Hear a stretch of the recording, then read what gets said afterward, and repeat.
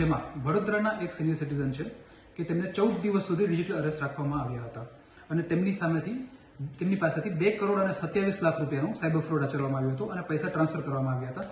આ કેસમાં જે સામેના આરોપીઓ છે તેઓ પોતાની જાતને try telecom regulatory authority of India અને મુંબઈ ક્રાઇમ બ્રાન્ચના અધિકારી તરીકે ઓળખ આપતા હતા અને આ રીતે બોલીને તેમની પાસેથી પૈસાની જે છેતરપિંડી કરેલી હતી. આ ગુનાનું ટેકનિકલ એનાલિસિસ કરતા એ વસ્તુ ધ્યાન પર આવેલી કે આજે 2 કરોડ અને 27 લાખ છે તેમાંથી 91 લાખ રૂપિયાનું ટ્રાન્ઝેક્શન જે છે, જે પૈસાનું વિડ્રોવલ થયેલું છે એ બિહારમાં થયેલું છે અને બાકીના 1 કરોડ અને 37 લાખ રૂપિયા છે તે 1 કરોડ અને 38 લાખ રૂપિયા છે તેમનું વિડ્રોવલ થયેલું છે અંબાલા હરિયાણાથી. તો આ જે વિડ્રોવલ થયેલું છે તેની સાથે સાથે બેંકના ટ્રાન્ઝેક્શનના આઈપીનું એનાલિસિસ કરવામાં આવ્યું તો એ ખબર પડી કે આ અકાઉન્ટ્સના હેન્ડલર જે છે એ કલકત્તામાં બેઠેલો છે. તો આ સમગ્ર બાબતનું ટેકનિકલ એનાલિસિસ કર્યા બાદ સાયબર સેન્ટર ઓફ એક્સલન્સ દ્વારા 3 ટીમો બનાવવામાં આવી. એક ટીમને લીડ કરી હતી